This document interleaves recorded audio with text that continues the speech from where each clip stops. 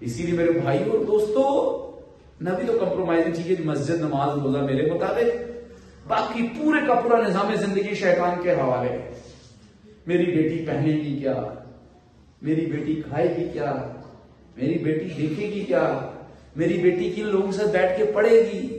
میری بیٹی اور بیٹا نوٹ شیئرنگ کس کے ساتھ کریں گے، تعلیم گاہیں ان کی کیسے ہوں گی، ان کا پورے کا پورا میڈیائی اور انفارمیشن ٹیکنالوجی کا ماحول کیا ہوگا،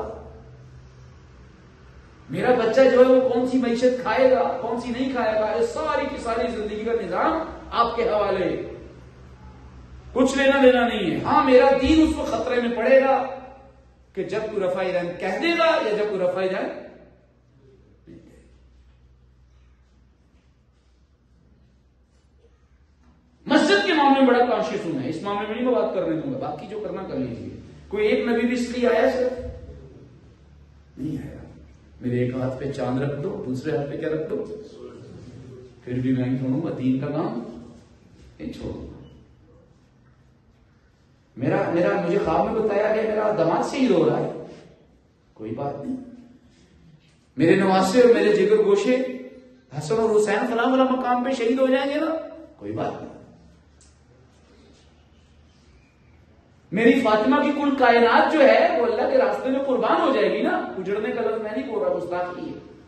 کل کائنات قربان ہو جائے، کوئی بات نہیں، جہاں دیدی ہوئی اسی کی تھی، حق تو یہ ہے کہ حق ادا ہوا۔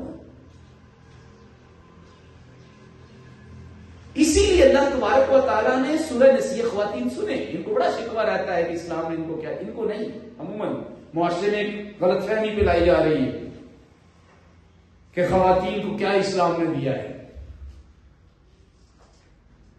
ذرا غور کیجیے، اللہ تبارک و تعالیٰ نے اپنے پیارے نبی کا، اپنے آخری نبی کا مقدمہ آپ کے نام سے ترتیب گئی صورت کے اندر کیا کیا، لڑا ہے، سورہ نساء میں لڑا ہے، توجہ دیجیے ذرا۔ سورہ نساء کے اندر، عورت کی صورت کے اندر، جس میں عورت کے مسائل ڈسکس کیے ہیں، کوئی عورت اس وقت تک اپنے پورے حقوق نہیں لے سکتی جب تک وہ عورت نبی کریم صلی اللہ علیہ وسلم کے ساتھ اپنی وفا کو خالص نہ، اس کا یہ پیغام ہے موٹا سا، اس کے علاوہ کوئی پیغام نہیں۔ نبی کو مرکز محبت، مرکز عقیدت، مرکز اطاعت، مرکز وفا بنائے بغیر کوئی مرد اور عورت کبھی بھی اپنا حق